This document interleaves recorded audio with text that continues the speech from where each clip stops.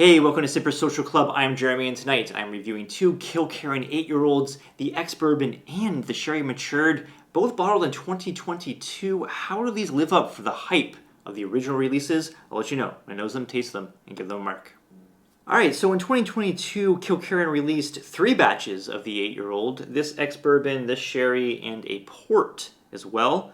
Let's start here with the Ex-Bourbon coming in at 55.8% ABV. Let's see how it is on the nose. So just right away, you're hit with this like peat, and it's like this clean, kind of grassy, hay kind of style, very vegetal and herbal kind of peat note. Kind of different. It's kind of like a hybrid, I would say, between like what you expect from Campbelltown and what you expect from Isla. It's kind of the weird in between. Usually you get like a very medicinal or very smoky. This is a different one all on its own. Kind of like a little bit of tropical fruit. Kiwis, star fruit, love that note in here. Vanilla, honey, and a sour apple, very well integrated. Really kind of like the funky peat element with that nice sweetness and the fruit. Very, very nice. Let's try palate.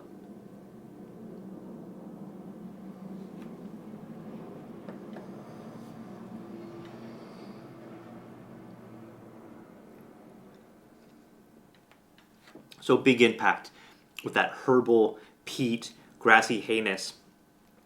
Funky element to it. Again, it's like this like vegetal, and now it's got more of like this rubbery kind of funkiness to it, this like a tar kind of note. Very complex in the peat profile on this for sure. And then you get a little bit of lemon custard, some sweetness, some vanilla in there, so a little bit of honey, a little bit of oakiness, very subtle, kind of comes through on the finish. But then you get this like cookie dough kind of note, and this note is fantastic. It's very well integrated with everything else, kind of like this like baked goods, cookie dough ice cream. It's fantastic. The finish, very oily, very viscous, big impact, it's bold, it's funky peat, it's in your face, it's very, very nice. This is the first time I've had a batch that's been Ex-Bourbon matured. I think they did a couple batches in Ex-Bourbon. I've only had the sherry ones. So this will be interesting. Let's move on to the sherry. I think this is batch number 6, coming in at 58.1% ABV on the nose. Oh yeah. It's just all like plum, pie filling, like baked goods, so much of that sherry kind of goodness coming through. This very, very present on the nose for sure. Yeah, definitely like that rhubarb pie filling, like vanilla cookie. And again, you get a little bit of like herbs in this one too. This has a little bit of herbal element, like a fresh herb, but not so much peat here. You don't get as much peat as you do the Ex-Bourbon. But man, you get a blast of fruit. Very, very nice. Let's go palate.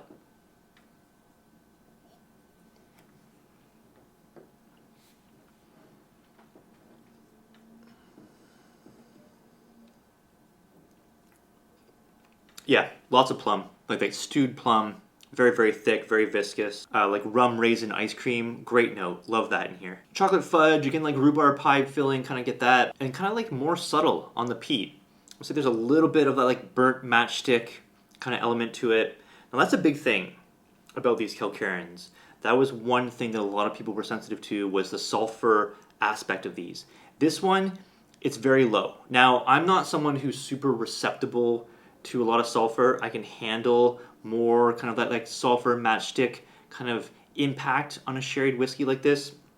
Other people are more sensitive to it, but in my experience, in my opinion, with these 8 sherries, this one is lower. Definitely very, very low on that sulfur matchstick note. I really like the how it's incorporated here. Just a little bit of that burnt match just on the very tail end. It's very, very subtle. Really, really nice. One more sip. Yeah, again, this finish, very impactful. Very bold, lots of nice sherry elements to it. This one's a little more higher ABV. It makes itself known. It's not hot, but it's impactful. It's very, very nice. Very juicy. It doesn't dry out your palate. Oak influence, very, very subtle, if any. And yeah, glorious nose, really nice finish. Really digging this one quite a bit. But again, not as much peat.